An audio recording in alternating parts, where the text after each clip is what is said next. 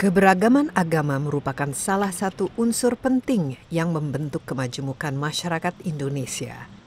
Meski berbeda agama, semangat toleransi dan menghargai antar umat beragama membuat masyarakat Indonesia dapat hidup berdampingan dengan damai.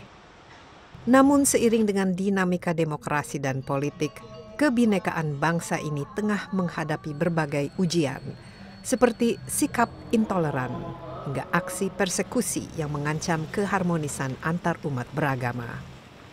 Insight kali ini berbincang dengan Menteri Agama Lukman Hakim Saifuddin untuk membahas dinamika keberagaman agama di Indonesia.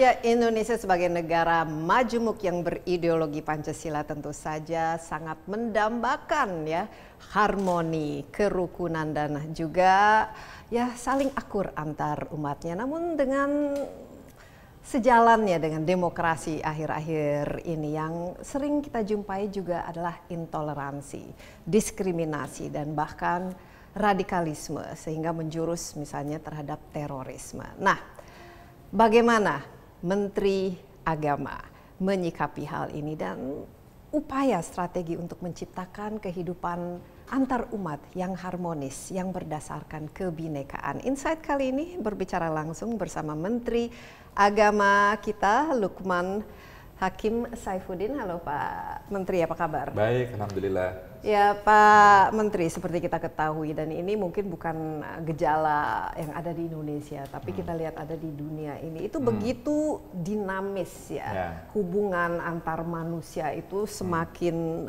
istilahnya itu penuh dengan keberagaman yang banyak juga aspek negatifnya. Salah satu adalah yang kita lihat intoleransi semakin tinggi dan juga diskriminasi, ketidaksukaan dengan yang lain dan keinginan untuk menjadikan semua itu sama lah istilahnya. Untuk Indonesia sendiri, Pak Lukman, apakah Anda melihat kita sudah ada di ambang krisis dalam hal toleransi atau intoleransi? Iya, jadi saya pertama ingin atau perlu menyampaikan bahwa memang dinamika kehidupan ini semakin semakin cepat dan semakin rumit, semakin kompleks begitu.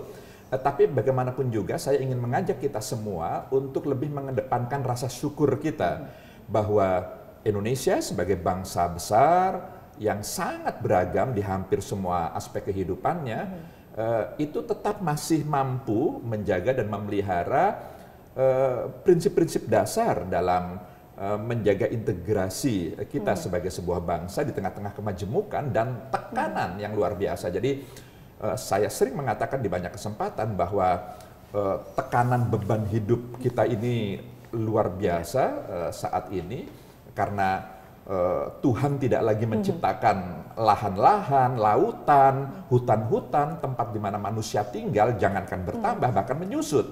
Karena iklim cuaca, tapi juga karena ulah tangan manusia itu sendiri. Sementara jumlah manusia dari waktu ke waktu terus bertambah. Jadi tanpa ada persoalan politik, persoalan ekonomi, persoalan hukum, hanya dua faktor ini saja sudah menyebabkan tensi, tekanan, beban hidup itu semakin besar, keras, dan tajam. Apalagi di era globalisasi, borderless, kita semua menjadi warga dunia, dan percepatan teknologi komunikasi informasi yang luar biasa. Jadi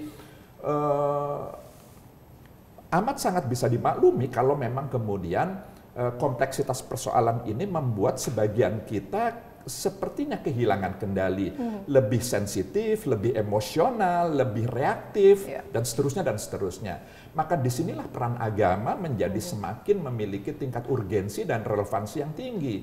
Karena agama itu membawakan pesan-pesan nilai-nilai bagaimana agar setiap kita tidak tercerabut dari sisi-sisi kemanusiaan kita gitu. Iya, nah ini ini menarik karena kan Indonesia kita memiliki Pancasila, tapi pada saat ini kita salah satu yang negara yang paling demokratis ya, minimal di Asia Tenggara ini. Nah, dengan adanya demokrasi dan apalagi Indonesia sebagai negara yang mayoritas penduduknya itu adalah beragama Islam. Nah, ini kan ada semacam istilahnya dinamika yang tumbuh dalam perkembangan itu seiring dengan mungkin pencarian identitas dan lain sebagainya. Nah, Pak Lukman sendiri melihat ini sudah menjadi semacam cause of concern atau sesuatu yang mengkhawatirkan karena mau tidak mau ya kita memiliki ideologi Pancasila dan di situ memang ketuhanan yang Maha Esa itu yang paling penting. Tapi bagaimana kita menyikapinya supaya ini semua bisa berjalan dan kita bisa memiliki masa depan yang jauh lebih panjang. Jadi perlu terus-menerus proses untuk penyadaran kepada setiap diri anak bangsa ini betapa Pancasila itu telah menjadi komitmen kita bersama, konsensus semua kita, yang sesungguhnya itu digali dari bumi Nusantara yang sangat religius sebenarnya. Jadi Bung Karno dulu sebagai penggalinya mengatakan bahwa saya menggali nilai-nilai yang lalu kemudian kita kenal dengan ketuhanan, kemanusiaan, persatuan, kedaulatan di tangan rakyat dengan pendekatan musyawarah dan mufakat, serta keadilan sosial, itu dia dapatkan dari proses penggalian yang ada di Nusantara, di mana masyarakatnya itu sangat agamis, sangat religius. Sehingga apapun temuan dari proses penggalian itu hakikatnya adalah nilai-nilai agama itu sendiri gitu. Jadi amat salah kalau ada yang mencoba memperhadapkan Pancasila dengan agama. Ini sesuatu yang tidak relevan dan seharusnya tidak dipertentangkan ya. Tidak, karena memang Pancasila itu ya nilai-nilai agama itu sendiri. Nah, inilah yang menurut saya harus senantiasa kita sosialisasikan sehingga lalu kemudian setiap warga negara ketika dia ingin mengamalkan Pancasila itu pada hakikatnya dia mengamalkan ajaran agamanya, terlepas apapun agama yang dianutnya. Karena semua agama bicara tentang ketuhanan, kemanusiaan, semua landasan agama kan yang bagus-bagus, yang baik-baik ya. Bagaimana kita hidup harmoni, menciptakan kedamaian, saling mengasihi dan lain sebagainya. Tapi tidak bisa dipungkiri akhir-akhir ini, apalagi kalau misalnya sudah mendekati masalah pemilu atau pilkada yang keluar dan ini tidak dengan adanya media sosial itu. Seolah-olah yang lebih banyak keluarnya itu adalah intoleransi, diskriminasi, sehingga kesannya sekarang kalau bicara mengenai agama itu, itulah yang keluar. Nah, penyebabnya khususnya di Indonesia ini menurut Pak Lukman itu apa? Ya memang kita banyak persoalan, banyak yang bisa menyebabkan gesekan-gesekan yang antar masyarakat ya. Tapi khususnya yang menyebabkan, aduh, saya mau dengan orang-orang seperti saya saja gitu. Saya tidak mau memilih orang yang beda. Tentu faktor penyebabnya sangat banyak gitu ya, kompleks. Tapi faktor yang utama yang juga punya pengaruh besar adalah lebih pada keterbatasan wawasan pengetahuan menurut saya.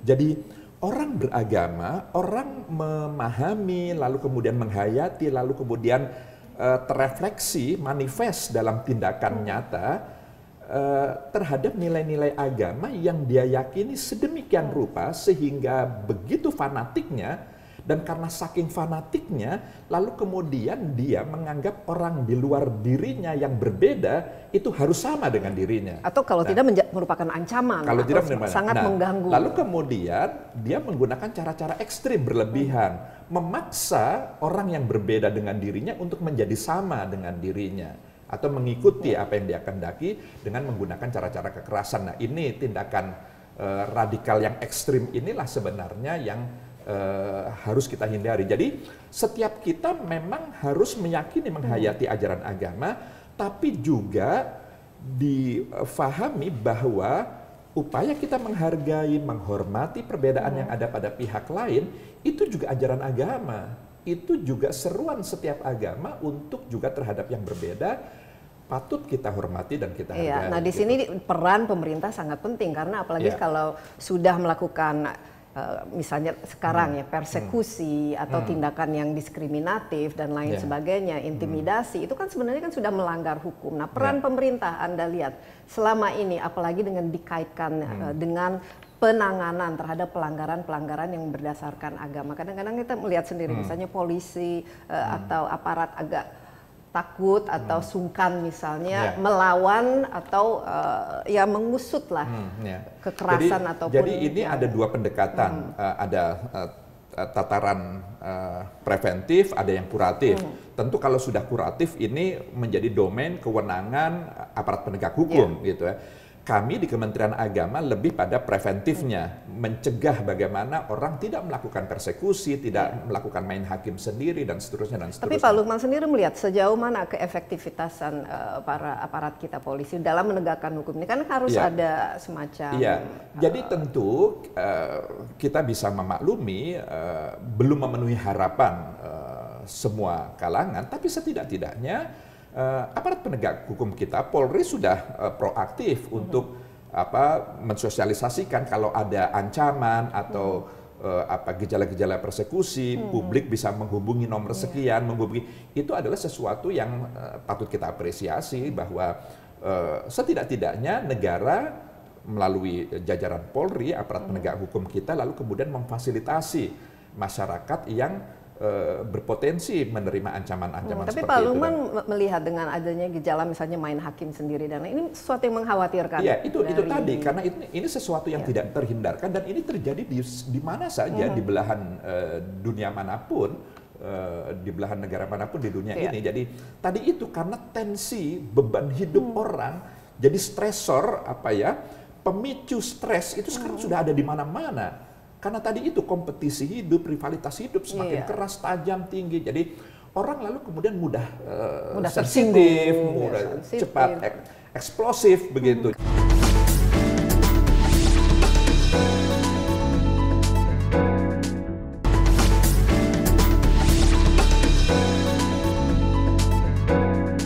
Kalau dari Pak Lukman sendiri, Kementerian Bapak ini tadi disebutkan preventif itu penting ya.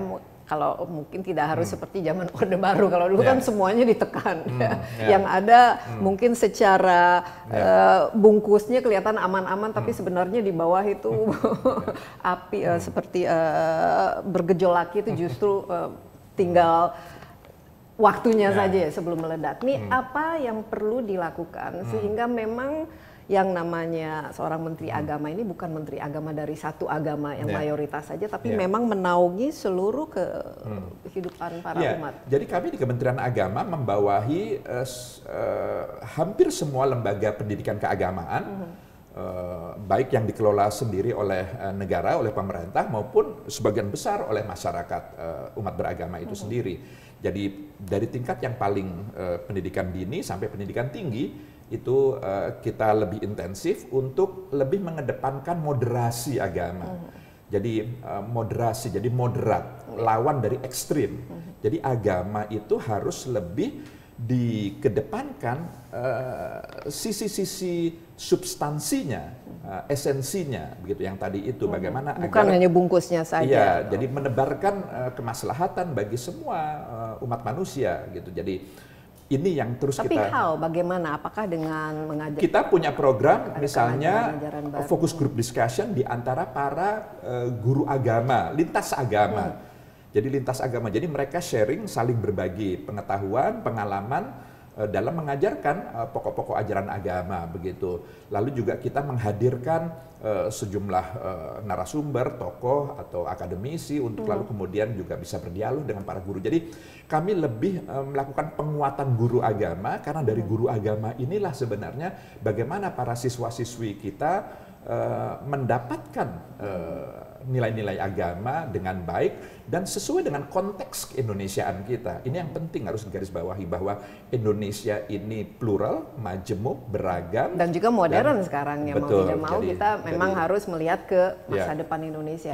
Tadi Pak Lukman mengatakan ya kita bersyukur, dan memang kita bersyukur apalagi melihat apa sekarang yang terjadi di Timur Tengah, antar agama justru negara-negara ini berkonflik, tapi juga kita dianggap sebagai negara yang masih moderate ya kalau bicara mengenai terorisme dan lain sebagainya. Indonesia itu negara yang moderate, tapi ternyata tidak lagi. Sekarang sudah mulai ya mungkin pandangan yang bergeser pada udah mulai ke fundamentalisme, radikalisme itu sudah meningkat di Indonesia. Bagaimana Pak Lukman, karena ya memang ini kelihatan selama beberapa tahun saya pikir ini konsekuensi dari pilihan kita, kita memilih demokrasi. Jadi dalam negara masyarakat yang demokratis tentu semua aspirasi punya hak yang sama untuk bisa diekspresikan.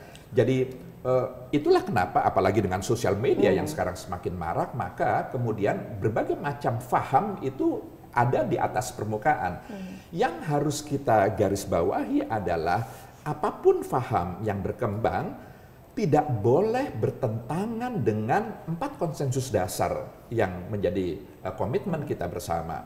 Pancasila, Undang-Undang Dasar, NKRI, dan Bhinneka Tunggal Ika itu. Dan yang kedua, tidak boleh menggunakan cara-cara kekerasan dalam menyebarluaskan faham itu. Jadi ini yang menurut saya harus ditaati betul. Dan dengan cara seperti itu maka keragaman faham itu adalah sesuatu yang mestinya harus kita syukuri, bukan kita kemudian kita nafikan atau kita negasikan. Tapi termasuk mungkin meningkatnya misalnya paham Wahabisme atau karena pengaruh dari Timur Tengah yang masuk, apakah itu di sekolah-sekolah dan di universitas. Ini menurut Pak Lukman itu tidak terlalu mengkhawatirkan. Selama faham itu tidak secara demonstratif, konfrontatif, melanggar atau menentang komitmen konsensus dasar kita dalam kehidupan berbangsa dan bernegara. Pancasila kita, konstitusi, NKRI, dan Bhinneka Tunggal Ika. Jadi poin kita, karena ini kita hidup di wilayah yang majemuk begitu. Walaupun dan yang kedua kekerasan tadi itu tidak boleh. Walaupun paham itu sebenarnya dari ini mungkin tidak dianggap moderat lagi, Pak Lukman. Apakah ini itu konsekuensi dari negara demokrasi. Karena Anda juga tidak bisa membatasi hak seseorang yang dia karena itu kan faham gitu. Jadi silahkan saja, tapi selama tadi itu misalnya Anda menyebarkan faham komunisme, tentu ini harus kita cegah. Anda menyegarkan faham khilafah misalnya. Oleh sebab itu HTI dibubarkan. Itu tentu karena itu secara langsung bertabrakan dengan Pancasila kita misalnya. Nah itu mungkin bisa ceritakan sedikit dengan nanti sulitnya untuk membubarkan ormas yang memang sudah tercatat legal dan lain sebagainya, dan baru sekarang dianggap bahwa wah ini tidak sesuai dengan empat konsensus dasar itu sendiri sehingga harus dibubarkan. Serta ya kira-kira dampaknya terhadap masyarakat yang memang masyarakat sangat demokratis ya. Jadi itulah saya sempat berdialog dengan teman-teman HTI. Mereka mengatakan bahwa yang mereka lakukan sebenarnya adalah dakwah sebagaimana lazimnya ormas Islam yang lain di Indonesia. Tapi memang ada hal yang sangat menonjol bahwa mereka juga mengusung khilafah, sebuah faham yang menegasikan bahkan menghilangkan sama sekali eksistensi Pancasila, NKRI, Bhinneka Tunggal Ika, dan konstitusi kita. Tentu ini akan mengusik alat-alat negara, TNI, Polri, dan semua kita yang memang sudah terikat dengan komitmen untuk menjaga negara bangsa itu dengan tadi itu. Gitu. Nah, oleh karenanya sebaiknya jangan masuk pada wilayah itu. Tapi mereka ya tetap saja mengatakan ini bagian dari dakwah kami, kata mereka. Sementara pemerintah melihat ini kalau sudah masuk wilayah itu, ini sudah tidak dakwah lagi, ini gerakan politik. Itulah kenapa di lebih dari 20 negara di dunia, Hizbut Tahrir dilarang karena dianggap mengancam eksistensi dari pemerintah. Tapi menurut Pak Lukman, seberapa jauh sekarang Pancasila itu memang istilahnya terancam dengan adanya hal-hal seperti ini? Karena susah ya sekarang kalau kita memang sudah sangat berdemokrasi lah masyarakatnya. Ya, karena tadi itu bisa saja dikatakan nanti ya kita ini berdemokrasi memilih kira-kira konstitusi apa bagian dari konstitusi yang perlu diubah atau ini ditambah atau ini dikurangi atau kita punya referendum itu kan bisa saja nanti ke sana ke depannya kan. Ya, menurut hemat saya ancaman terhadap Pancasila itu lebih karena keterbatasan forum, wahana, media, dan lain hal, tempat sebagian besar masyarakat kita, khususnya generasi milenium ini, untuk memahami esensi Pancasila itu apa. Karena kan sekarang kan sangat terbatas sekali. Di sekolah mereka sangat terbatas menerima nilai-nilai Pancasila. Karena alergi dari Orde Baru dulu, sehingga memang agak ditinggalkan. Jadi ya? tantangan. Tapi saya bersyukur pemerintah, Pak Presiden kemarin sudah mengeluarkan, melantik UKP, bahkan pembinaan ideologi Pancasila. PIP, pembinaan ideologi Pancasila. Mudah-mudahan dengan itu ini akan lebih menyemarakkan pemahaman kita tentang. Nah, bagaimana nanti Menteri Agama dengan UKP ini? Apa kira-kira menjadi program utamanya yang bisa dilakukan bersama? Karena sangat penting ini dari Sabang dan Merauke itu harus memiliki visi misi yang sama. Kalau tidak kita. Ya, tentunya karena Kementerian Agama mengurusi hal ihwal keagamaan, berinteraksi dengan para tokoh-tokoh agama, ormas-ormas keagamaan dan lain sebagainya, tentu kita akan mensosialisasikan Pancasila dengan bahasa agama. Artinya bahasa agama itu adalah bahwa penerapan nilai-nilai yang ada dalam setiap sila Pancasila itu hakikatnya adalah pengamalan setiap warga negara dalam mengimplementasikan nilai-nilai agama.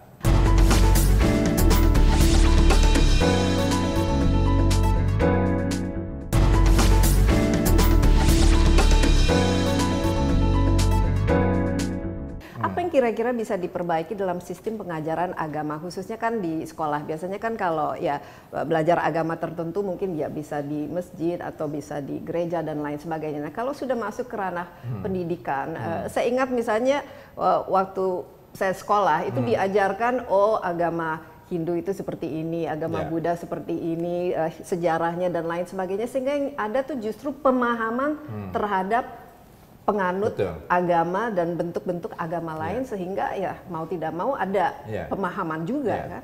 Saya ingin cerita sedikit pengalaman saya pribadi gitu ya. Saya alhamdulillah saya berkesempatan sekolah di pesantren. Di pesantren saya itu ketika itu setara dengan SMP lah, pendidikan SMP itu saya sudah diajarkan Al-Adiyan. Al-Adiyan itu perbandingan agama-agama. Bayangkan setingkat SMP itu diberikan pengetahuan agama Kristen itu apa pokok-pokok faham yang pokok yang diimani oleh seorang Kristiani, Hindu, Buddha, semuanya, bahkan sampai Majusi, sampai agama-agama itu. Yang ini sekarang sudah jarang diterima sih, karena sekarang itu pendidikan agama lebih fokus kepada agamanya saja, mendalam, sehingga kan dia tidak tahu agama lain seperti apa. Dan kalau tidak kenal ya tidak sayang. Dan inilah yang perlu kita coba kembangkan, kita sempurnakan, bahwa tentu mempelajari agama yang dianutnya itu sangat-sangat penting, tapi juga perlu mengenal agama lain supaya lalu kemudian dibangun rasa toleransi tadi itu, menghargai, menghormati bahwa sesama kita yang berbeda itu juga punya iman yang juga seperti kita mengimani agama. Iya, saya rasa penting sekali, apalagi kan setiap ada perayaan hari besar atau hari agama tertentu kan kita selalu merayakannya kan bersama-sama. Jadi di sekolah-sekolah juga harus diajarkan sehingga merasa ya bagian dari sesuatu yang sama lah. Nah, ini yang ada juga hal yang menarik yang tadi Pak Lukman ceritakan mengenai menggunakan, oleh sebab itu HTI misalnya banyak dilarang di negara-negara Islam lain karena aspek politiknya. Yang kita lihat biasanya kalau mendekati pilkada atau pemilu, ini politisasi agama ini bagaimana nih Pak Lukman supaya, karena ini sangat merusak ya. Ini membuat antara teman jadi bermusuhan, antara keluarga jadi berdebat dan lain sebagainya, kan tidak sehat ya. Bagaimana supaya menguranginya? Ya, jadi khususnya bagi para politikus yang menggunakannya sebagai slogan-slogan kampanye untuk mendapatkan pendukung. Itulah mengapa di tengah-tengah masyarakat yang majemuk, yang beragam, memang kita harus atau mestinya lebih mengedepankan esensi, substansi agama itu. Yang saya maksud dengan esensi atau substansi itu adalah ajaran pokoknya, nilai-nilai universal yang dibawakan oleh setiap agama. Misalnya menegakkan keadilan, misalnya menjunjung tinggi harkat derajat kemanusiaan, misalnya persamaan di depan hukum. Banyak sebenarnya, jangan membunuh, jangan menipu, jangan berbohong. Itu nilai-nilai universal yang semua itu sisi dalam dari ajaran agama. Sementara ada sisi luarnya yang tentu akan berbeda-beda, jangankan antar satu agama dengan agama yang lain, dalam satu agama saja sudah berbeda-beda. Nah, ini yang sebaiknya harus diperkecil untuk disampaikan di tengah-tengah masyarakat yang beragam. Nah, terkait dengan aktivitas politik, maka saya tentu dan kita semua berharap bahwa politik agama itu adalah bagaimana memperjuangkan nilai-nilai universal tadi itu, bukan yang sisi luarnya gitu. Karena kalau yang sisi luar itu biarlah bagian dari umat beragama itu sendiri yang memperjuangkan, yang menjaga, memelihara. Tapi karena politik itu hakikatnya harus kepada semua kalangan yang hakikatnya beragam itu, maka harus lebih mengedepankan titik-titik persamaan dari yang diyakini, yang dianut oleh masyarakat yang heterogen ini. Jadi itu nilai-nilai substantif atau... Tapi kan berarti diperlukan orang yang memang paham terhadap esensi, bukan hanya misalnya pengajarannya terhadap yang hanya bungkusnya itu saja. Apakah di Indonesia ini kita memiliki guru-guru agama yang betul-betul memang sejalan lah istilahnya, cocok lah dengan penduduk di Indonesia dan keragaman yang ada di sini. Apalagi kalau kita melihat salah satu yang menjadi pengaruh kan bagi masyarakat itu adalah ceramah dari guru-guru agama, dari... saya bersyukur, karena saya serius menangani hal ini, di tengah-tengah masyarakat, di lapangan, itu sebenarnya jauh lebih banyak guru-guru kita yang capable seperti itu, yang memiliki wawasan inklusif, sangat baik. Tidak hanya wawasan inklusivitas dalam hal keagamaan, tapi juga wawasan Nusantara mereka juga baik. Tapi kan juga kita tidak bisa menutup mata, ada sebagian memang yang cara pandangnya masih sangat eksklusif, yang fahamnya ekstrim, yang ini lalu kemudian karena kan kerja media itu kan selalu mengangkat hal-hal yang sensasional kan begitu kan, yang di luar kewajaran, itulah yang lalu kemudian muncul di permukaan karena ini karena dampaknya bisa sangat negatif. Betul, dan ini yang sepertinya mengisi ruang publik, padahal yang lebih banyak adalah mereka-mereka guru-guru yang sebenarnya cukup baik. Tapi itu bagaimana nanti? Apakah ada semacam monitoring atau penseleksian lah? Ini kalau kita lihat misalnya kayak seperti di Mesir, mereka kan ada yang memang punya license lah atau istilahnya. Ini kaitannya dengan penceramah atau penceramah dan lain sebagainya, sehingga memang ini merupakan ceramah-ceramah yang dibutuhkan oleh masyarakat Indonesia yang maju. Betul. Jadi memang ini memang punya sisi positif negatif tergantung perspektif kita melihatnya dari mana begitu ya. Dalam hal tertentu memang sertifikasi seperti tadi itu seperti yang juga dipraktekkan di banyak negara, di Saudi Arabia, di Mesir, di Malaysia, di Brunei, di banyak negara. Karena itu pakar-pakar yang memang harus karena mereka rumah-rumah ibadah mereka itu memang didirikan oleh negara, oleh pemerintah. Jadi memang pemerintah punya kewenangan mengontrol penuh terhadap rumah-rumah ibadah itu. Karena mereka yang membangun, pemerintah. Dan di sana tidak ada demokrasi di Saudi Arabia. Sesuatu yang berbeda dengan di Indonesia. Masjid, gereja, vihara, banyak yang hampir sebagian besar dibangun oleh masyarakat itu sendiri. Yang dibangun oleh pemerintah sangat minim sekali. Sehingga otonomi rumah-rumah ibadah itu sangat tinggi. Karenanya pemerintah tidak bisa begitu saja mengintervensi, mengatur-ngatur dan sebagainya. Tapi juga pemerintah tidak bisa berdiam diri juga. Apalagi kalau nanti menjurus ke hal-hal yang itulah kenapa negatif. saya menyampaikan seruan Menteri Agama tentang ceramah di rumah ibadah. Jadi ada 9 butir seruan saya yang intinya adalah bahwa agama yang disampaikan adalah seperti tadi, adalah pokok-pokok yang lebih memiliki nilai universal, yang tidak berpotensi memecah belah masyarakat yang memang berbeda, yang memang beragam. Lalu juga harus disampaikan dengan betul-betul mencermati ukuran kepatutan dan kepantasan. Ini penting, kepatutan dan kepantasan agar ujaran-ujaran kebencian, pilihan-pilihan kalimat atau kata atau diksi itu lalu kemudian tidak menimbulkan orang dihina atau direndahkan atau lalu kemudian apalagi menebar fitnah dan sebagainya begitu. Lalu juga tadi itu jangan menggunakan ceramah sebagai medium politik praktis begitu. Ini yang juga penting untuk disampaikan, apalagi tahun depan kita akan pilkada serentak gitu kan. 2019 akan ada pileg, pilpres, jadi agenda politik ini semakin. Jadi itu juga kita juga harus menjaga kesucian rumah ibadah kita dari politik praktis. Nah, itu supaya rumah ibadah itu tidak menjadi tempat yang menimbulkan potensi konflik di tengah-tengah masyarakat.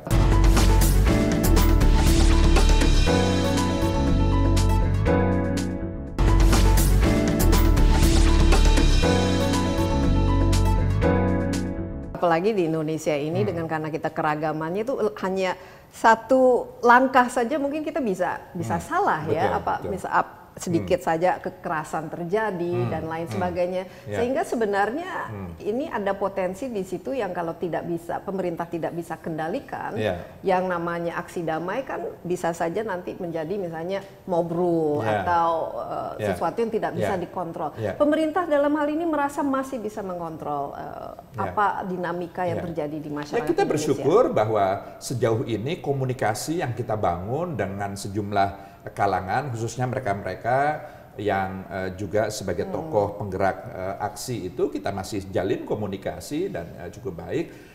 Meskipun juga memang ada perbedaan-perbedaan yang cukup tajam begitu, yang ini harus terus dibangun dialog begitu ya. Tapi Pak Lukman tidak khawatir sekarang, apalagi dengan Habib Rizik yang ditunggu-tunggu pulang tapi masih belum. Apa yang akan terjadi ke depan? Saya berharap pertama begini. Kita harus mengajak semua masyarakat untuk ketika ada sengketa di antara kita, silang sengketa, perselisihan atau konflik katakanlah, sedapat mungkin bisa diselesaikan dengan musyawarah. Musyawarah itu tradisi dan warisan para pendahulu kita. Tapi kalaulah kemudian tidak dimungkinkan dengan berbagai cara tidak berhasil musyawarah itu, ya hukumlah satu-satunya cara untuk kita bisa menyelesaikan persoalan secara beradab gitu ya. Oleh karenanya ketika semua kita sudah berproses hukum, maka ya semua kita terikat dengan hukum itu, harus mentaatinya, dan justru proses hukum itulah tempat kita untuk mengklarifikasi, menjelaskan duduk persoalannya di depan hukum, di hadapan hakim yang memang punya kewenangan untuk memutus sengketa kita. Nah, saya lihat sekarang gejalanya, dan bukan saja di Indonesia tapi di dunia itu kepercayaan apakah terhadap hukum, terhadap institusi, terhadap pemerintahan itu semakin lama semakin berkurang ya di masyarakat itu sendiri. Mereka semakin kritis, bahkan ya media juga tidak dipercaya, pakar-pakar juga tidak dipercaya, tokoh-tokoh yang dianggap selama ini penting itu tidak dipercaya. Nah, bagaimana di Indonesia ini, karena hukum ini nanti kalau dilihat sebagai sesuatu yang ini memang persoalan tantangan yang kompleks, tidak hanya menjadi tanggung jawab aparat penegak hukum, jadi pihak kepolisian, kejaksaan, termasuk juga para hakim-hakim kita yang diharapkan mampu memenuhi rasa keadilan masyarakat, tapi juga budaya hukum kita ini juga harus kita bangun. Masyarakat juga harus diedukasi, dididik untuk punya kesadaran hukum yang tinggi gitu, karena budaya hukum ini juga mempengaruhi bagaimana kerja para aparat penegak hukum kita. Jadi ya memang ini menjadi tanggung jawab kita bersama. Iya, masyarakat sekarang memiliki kekuatan politik. Ini kan kita sebagai demokrasi tadi mau tidak mau kan sekarang banyak sekali pemimpin yang mungkin lebih memilih ke populisme. Ini masalahnya kan Pak Lukman, bukan melihat apa yang harus dilakukan. Jadi memang kita harus betul-betul menjaga betul hukum kita betul-betul berkualitas, karena inilah satu-satunya cara yang menurut hemat saya paling santun, paling beradab dalam menyelesaikan konflik di antara kita. Kan kita nggak mungkin kembali ke masa dulu lalu kemudian segala sengketa diselesaikan dengan adu otot atau main hakim sendiri misalnya. Jadi memang hukumlah yang harus kita jaga bersama. Gitu. Tapi dari ini salah satu yang menjadi penyebab kan pasal penodaan agama itu Pak Lukman. Mungkin bisa kira-kira ini akan terus ada di situ karena bisa saja menjadi ya salah satu yang digunakan sebagai sumber konflik dan sumber lahirnya pasal-pasal tentang penodaan agama itu memang ketika itu tahun 65 ini undang-undangnya kan. Jadi ketika itu banyak sekali faham-faham yang mengaku-ngaku faham agama yang hakikatnya bertentangan dengan ajaran pokok agama itu sendiri. Sehingga kemudian negara perlu hadir untuk menyelesaikan hal-hal seperti ini. Sebab kalau tidak, masyarakat bisa main hakim sendiri, bisa menyelesaikan masalahnya dengan cara kekerasan dan lain sebagainya. Jadi menurut hemat saya, apalagi dalam konteks Indonesia yang masyarakatnya agamis tapi juga sekaligus majemuk, maka pasal-pasal yang terkait dengan hal ihwal, penodaan agama, penistaan agama itu harus ada. Masih relevan, masih sangat perlu relevan dipertahankan. supaya itu menjadi kesadaran setiap kita mana yang boleh dan mana yang tidak boleh. Tapi walaupun bisa dijadikan semacam ya alasan untuk main hukum itu sendiri. Itulah ini kemudian kita berpulang kepada para hakim kita. Disinilah lalu kemudian hakim kita harapkan tentu dengan para polisi, jaksa dan para pembela hukum dan semua kita lah, semua pemangku kepentingan yang terkait dengan proses penegakan hukum ini betul-betul bisa ya tadi itu memenuhi rasa keadilan, tidak lalu kemudian terjebak pada kepentingan kelompok atau masalahnya kan salah saja, satu yang kita masih lemah itu adalah dalam penegakan hukum, bukan saja dalam aspek ini tapi dalam segala hal kan, karena ini ada sesuatu yang menarik media sosial ini kan, apalagi Indonesia sebagai pengguna Facebook, media sosial tertinggi dan sekarang terjadi persekusi karena misalnya salah posting di Facebook dan lain sebagainya. MUI telah mengeluarkan fatwa, mungkin bisa sharing sama apa kira-kira pandangan Pak Lukman, apakah ini akan betul-betul diikuti, karena saya lihat fatwanya itu kan bagus sekali ya, jangan kebencian, intoleransi dan lain sebagainya itu tidak boleh dalam kita bermuamalah, melakukan media sosial. Ya, saya pikir ini sangat positif ya. MUI mengeluarkan fatwa, intinya adalah bagaimana kita bisa menggunakan media sosial dengan penuh tanggung jawab intinya begitu, sehingga jangan menyampaikan hal-hal yang tidak bisa dipertanggungjawabkan gitu. Fitnah, caci maki, hinaan dan lain sebagainya, ujaran-ujaran kebencian dan lain sebagainya. Jadi ini positif, apalagi dikeluarkan pada momentum bulan suci seperti sekarang ini, sehingga masing-masing kita diajak untuk berintrospeksi, melakukan refleksi, mawas diri untuk bagaimana kita lebih bertanggung jawab, lebih bijak. Bagaimanapun juga sekali kita memposting atau men-share atau mengeluarkan apakah ungkapan, ucapan kita atau gambar atau apapun, itu seluruh dunia mengetahui. Dan harus ada konsekuensinya kan? Dan tentunya kita harus bertanggung jawab. Tapi kira-kira efektif akan diikuti nggak oleh orang? Mudah-mudahan meskipun tentu ini tidak seperti membalik telapak tangan ya, lalu begitu saja langsung. Ini tentu kan proses, ini juga bagian dari edukasi, proses edukasi khususnya bagi umat beragama untuk bagaimana bertanggung jawab dalam bersosial media. Pak Lukman, saya ingin mempertanyakan ada hal yang berkaitan dengan demokrasi ya. Saya ingat beberapa tahun lalu ya di Switzerland itu mereka ada referendum mengenai minaret, pembangunan minaret di Switzerland. Ya tentu saja karena di sana mereka mayoritas orang Kristen ya tidak boleh gitu. Sehingga ini ada hal-hal yang sebenarnya tidak pantas untuk direferendumkan, yang artinya tidak perlu dikembalikan kepada masyarakat, tapi di sini peran pemerintah. Bagaimana khususnya saya tahu sekarang ada rancangan undang-undang perlindungan agama itu sendiri. Bagaimana supaya tidak ada agama yang merasa dianaktirikan atau kok perhatiannya ke agama itu kita sendiri, kalau mau bangun rumah ibadah kok susahnya dan lain sebagainya. Jadi menurut saya, jadi tadi itu bagian dari cara kita beragama di tengah-tengah masyarakat yang beragam. Ini penting untuk kita hayati, bahwa kembalikan kepada esensi agama yang menjaga, memelihara harkat, derajat, martabat kemanusiaan itu. Jadi fungsi agama itu kan agar menebarkan kemaslahatan kan begitu. Nah, oleh karenanya kita harus beragama dengan rasa. Jadi ada empati bahwa ada sekeliling kita yang boleh jadi beragama lain.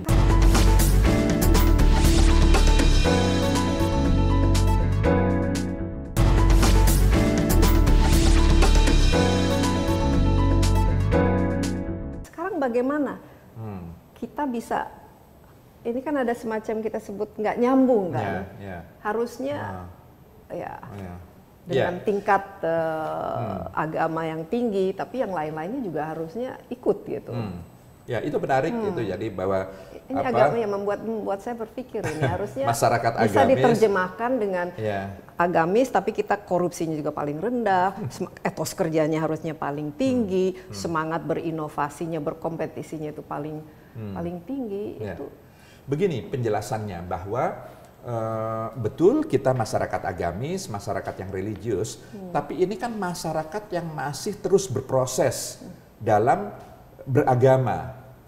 Jadi pola keberagamaan kita itu kan masih terus berproses. Yang sekarang ya apa boleh buat, harus kita akui, kita sadari corak atau cara kita beragama itu masih lebih menekankan sisi individualnya.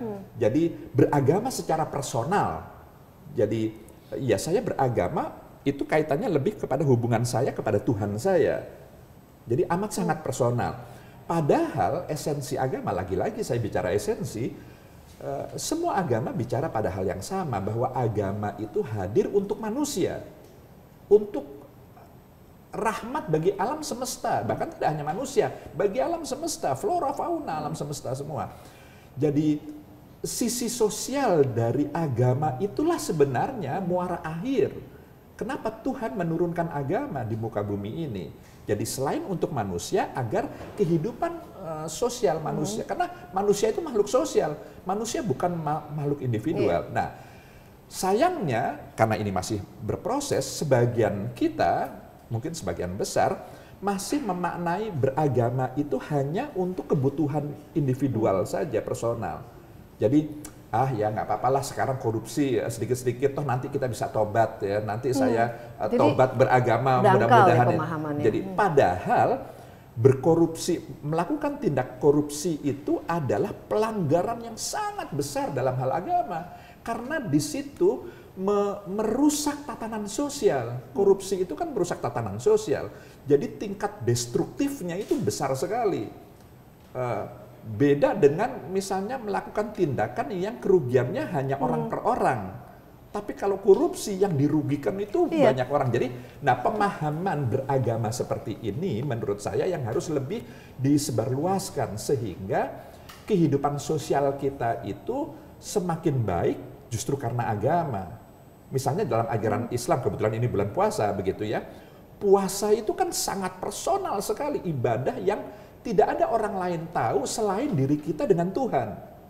Karena kan nggak tahu Mbak Desi itu apakah saya sedang puasa atau tidak kan gitu. Siapa tahu nanti saya setelah ini saya minum di kamar saya atau saya makan, nggak ada yang tahu, itu sangat personal.